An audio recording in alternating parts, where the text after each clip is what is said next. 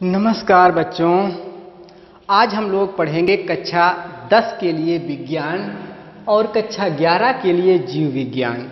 तो जो टॉपिक चल रहा था एक्सक्रीटरी सिस्टम अर्थात मानव का उत्सर्जन तंत्र। तो पिछले वीडियो में हम लोगों ने बात किया था किडनी की आंतरिक रचना क्या होती है और एक नेफ्रॉन के बारे में बात किया गया था। उसके अंदर जो मेन फंक्शन या उत्सर्जन तंत्र की इकाई होती है जिसको बोलते हैं नेफ्रॉन। तो एक नेफ्रॉन की पूरे स्ट्रक्चर को हम लोगों ने पिछले वीडियो में समझा था।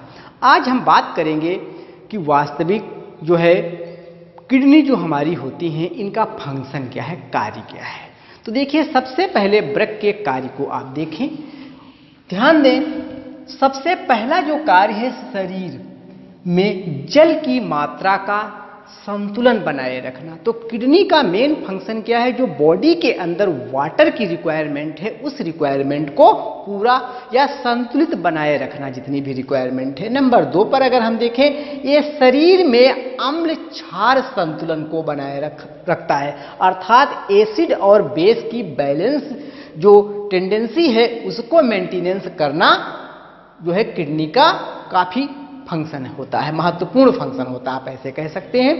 अब आगे देखिए, तीसरे नंबर पर ये रक्त यानी ब्लड टिश्यू अर्थात ऊतक तरल एवं लसिका का पीएच को बनाए रखता है। देखिए, हम जानते हैं, आप भी जानते हैं कि जो हमारा ब्लड होता है जिसका पीएच 7.4 होता है, 7.4 पीएच होता है। अगर किसी व्यक्ति का पीएच 7.2 पहुंच जाए, 0.2 घट जाए या बढ़ जाए, तो वो व्यक्ति कहाँ होगा, हॉस्पिटल में एडमिट होगा, काफ़ी सीरियस कंडीशन हो जाएगी।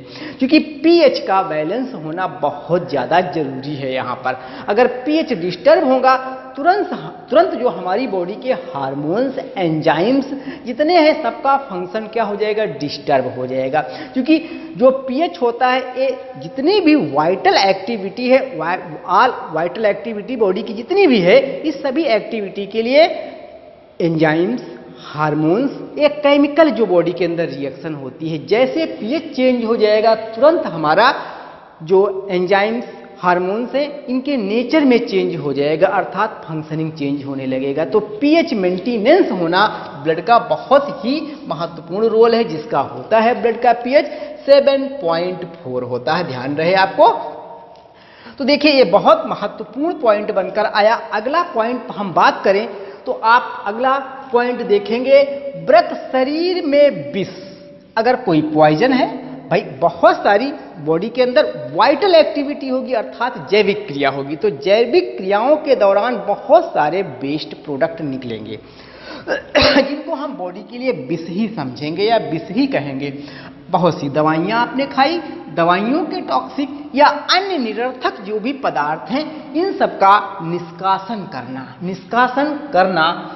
करने की क्षमता इसमें होती है। ये महत्वपूर्ण वर्ग था। आइए अगला देखें, वृक्क विटामिन उपापचय के फलस्वरूप जब आप प्रोटीन्स खाते हैं, बहुत सारी प्रोटीन का आपने अगर इनटेक किया, तो प्रोटीन क्या है, एक प्रकार के अमीनो अम्ल हैं। बहुत सारे अमीनो अम्ल एसोसिएट होकर क्या बनाते हैं, प्रोटीन बनाते हैं। जब डाइजेशन होगा तो ये क्या हो जाएंगे, पेप्टाइड बॉन्ड ब्रेक हो जाएंगे और अमीनो अम्ल अलग अलग हो जाएंगे। अमीनो अम्ल जब टूटेंगे तो बहुत से बेकार पदार्थ बनेंगे, और हम जानते हैं कि प्रोटीन जो है वो सब क्या है, नाइट्रोजन कंटेनिंग होती है। तो इसलिए नाइट्रोजन कंटेनिंग ही कंपाउंड बनेंगे जो जिनके फलस्वरूप अपशिष्ट पदार्थ जो बनते हैं, जैसे अमोनिया आपके पास है, यूरिया है, यूरिक अम्ल है आदि का उत्सर्जन करना। तो देखिए, किडनी का ये फंक्शन हुआ कि किडनी क्या कर रही है, प्रोटीन मेटाबॉलिज्म के दौरान जो भी बने हुए बेकार के पदार्थ हैं जैसे अमोनिया, यूरिया, यूरिक अम्ल, खासकर ये सभी चीज़ों का क्या शरीर से बाहर करना। अगला बहुत ही महत्वपूर्ण रोल है, जब कभी हमारे शरीर में ऑक्सीजन की डिफिशियंसी अर्थात कमी होती है, उस अवस्था में क्या होता है, एंजाइम स्रावित होकर किडनी के अर्थात गुर्दों के एंजाइम स्रावित होकर के अस्थि मज्जा अर्थात बोन मैरो में आरबीसी के निर्माण को प्रेरित करते हैं। उस समय आरबीसी के निर्माण को प्रेरित करना यहाँ के जो है एंजाइमों का काम होता है। ये आप आगे देखेंगे। दूसरा जो पढ़ाया जाएगा उस टॉपिक में आपको कवर किया जाएगा कौन कौन से एंजाइम कैसे फंक्शन करते हैं, वो वहाँ पर बात करेंगे। यहाँ बात हम कर रहे हैं किडनी का एक फंक्शन ये भी है, जब कभी हमारी बॉडी में ऑक्सीजन की डिफिशियंसी है, आरबीसी का प्रोडक्शन कम हो पा रहा है, उस समय हार्मोन्स को स्टिमुलेट करना, प्रेरित करके बोन मैरो से आरबीसी के फॉर्मेशन को बढ़ाना एक महत्वपूर्ण फंक्शन है।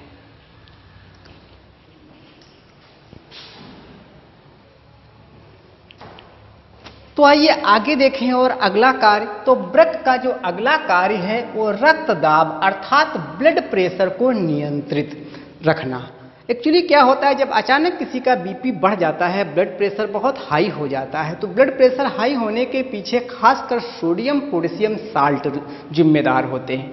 तो हम क्या करते हैं, मतलब ऐसी कोई मेडिसिन दी जाती है जैसे लैक्सस इंजेक्शन है, फ्यूसामाइड जिसमें कंपाउंड होता है, अगर इसको दे दिया गया तो क्या करता है, ये यूरिन को डिस्चार्ज करा देता, अर्थात बॉडी से यूरिन पास हो जाएगी, व्यक्ति यूरिन करेगा। तो यूरिन करने के साथ sodium as well as potassium ये साल्ट क्या बॉडी से बाहर निकल जाते हैं, बीपी जो होता है अर्थात ब्लड प्रेशर क्या हो जाता है, डाउन हो जाता है। तो देखिए ये भी बहुत बड़ा यहाँ पर रोल है कि अर्थात आप कह सकते हैं कि हमारे जो वृक्क हैं वो ब्लड प्रेशर के नियंत्रण में काफी हद तक सहायक होते हैं। अब आइए आगे बात करें। इन सभी जितने पॉइंट सातों पढ़े, सातों पॉइंटों को एक पॉइंट के रूप में पढ़ना भी आवश्यक है, क्योंकि इस पर एक सवाल बनता है। जो सवाल पूछा जाता है कि होम्योस्टेसिस क्या होती है। तो होम्योस्टेसिस को समझने के लिए एक पॉइंट आप और पढ़ें। तो वृक्क का मुख्य कार्य अर्थात किडनी का मुख्य कार्य मूत्र का निर्माण करना। आप समझे, मूत्र का निर्माण करना। अब देखिए उपापचय क्रियाओं, उपापचय क्रिया जब भी हम बोलते हैं इसका मतलब होता है मेटाबॉलिक रेट, जिसको हम शॉर्ट में बोलते हैं BMR। BMR अर्थात बेसिक आधारीय उपापचय दर आप कह सकते हैं इसको, बेसल मेटाबॉलिक रेट जिसे कहा जाता है। तो उपापचय क्रियाएं के फलस्वरूप बनने वाले उत्सर्जी पदार्थ मूत्र के रूप में निष्कासित होते हैं। तो देखिए ये बहुत बड़ा कार्य है कि जो भी मेटाबॉलिक प्रक्रिया होगी, किसी व्यक्ति में BMR कम होगा, किसी में ज्यादा होगा, ये डिपेंड करता है पर्सन टू पर्सन। दूसरा पॉइंट ये भी है कि BMR जो होता है वो यूनिवर्सली प्रोपोर्शनल हो जाता है किसके, बॉडी के जो वेट होगा, अर्थात आप कह सकते हैं बॉडी के साइज, जो जिस भी व्यक्ति का सरफेस एरिया बोले तो सरफेस एरिया का मतलब इसका बड़ा बॉडी होगी तो उसकी सरफेस एरिया ओब्वियसली ज्यादा ही होगी।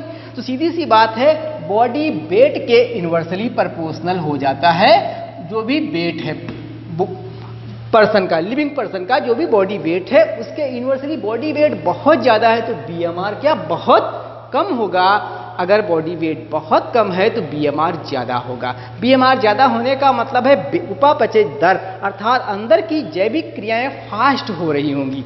BMR ज्यादा का मतलब यह हुआ। तो आपने यहां लिखा है कि उपापचय क्रियाओं के फलस्वरूप बनने वाले उत्सर्जी पदार्थ मूत्र के रूप में निष्कासित होते हैं। वृक्क शरीर में जल, वाटर, देखिए बात किया साल्ट, अम्ल, एसिड, बेस तथा अन्य पदार्थों का संतुलन बनाए रखते हैं। तो आपने यहां पर देखिए जितना भी वाटर बैलेंस है आपके पास, जल से संबंधित, जल, साल्ट, अम्ल, क्षार व अन्य जो भी पदार्थ आपके पास, अन्य पदार्थ कौन से मिलेंगे, ब्लड के अंदर कुछ प्रोटीन्स हैं, उनको भी आपको यहाँ पर दिखाया जाएगा जो हमने सर्कुलेटरी सिस्टम में उसका डिस्कस किया है। अन्य देखिए पदार्थों का संतुलन बनाए रखते हैं। इसी क्रिया को हम क्या बोलते हैं, होम्योस्टेसिस। तो सबसे पहले एक वैज्ञानिक था जिसका नाम है बल्टर और कैनर।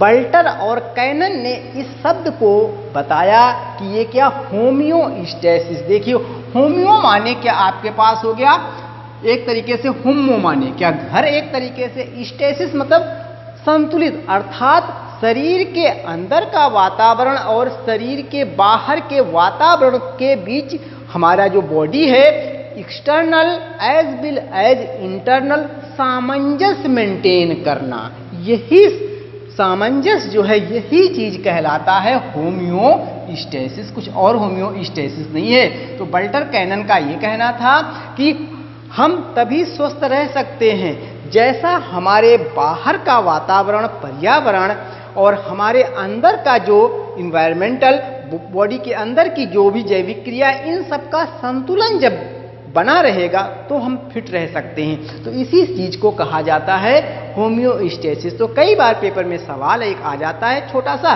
कि होम्योस्टेसिस क्या है, तो आपको बताना यही पड़ेगा कि इन सभी चीजों की जो जैविक क्रियाओं के दौरान हमारे शरीर से निकल करके ए वेस्टेज अननेसेसरी जो प्रोडक्ट हैं, इससे क्या होता है हमारा शरीर internal as well as external को कोऑर्डिनेट या को रिलेट होकर के सामंजस्य स्थापित कर लेता है। इसी घटना का नाम क्या है, होम्योस्टेसिस है। तो इसको सबसे पहले बल्टर और कैनन ने डिफाइन किया।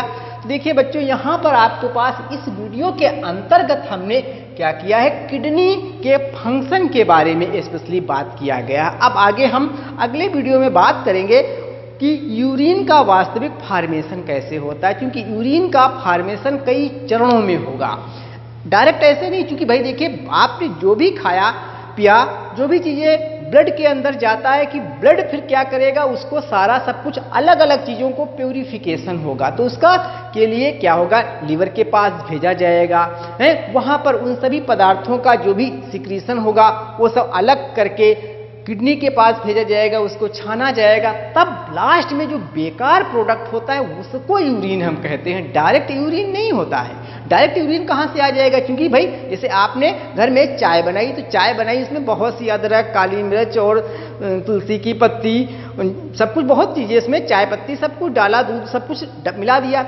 मिलाने के बाद उसमें छन्नी से छान करके हम वो अलग बनाते हैं, बाकी वो सारा कचरा निकाल कर फेंक देते हैं। उसी प्रकार से जो भी हम लोग इंटेक करते हैं, शरबत पिए, कॉफ़ी पिए, लस्सी पिए, कुछ भी पिए या खाएं, इन सभी का बॉडी के अंदर सारा डाइजेशन होकर के एक प्रकार का सब उसी टाइप में बन जाता है, जैसे हमने भी चाय का उदाहरण दिया। अब उन सबको फिल्टर करके अलग अलग यूटिलाइजेशन बॉडी को करना होगा। ये सारा चीज़ें जो होती हैं जिस पर हम लोग चर्चा आगे भी वीडियो में करेंगे। तो ये सारा फंक्शन आपने देखा किडनी का वास्तविक। अगले वीडियो में हम लोग फिर से मिलेंगे इसी के साथ। जय हिंद, जय भारत।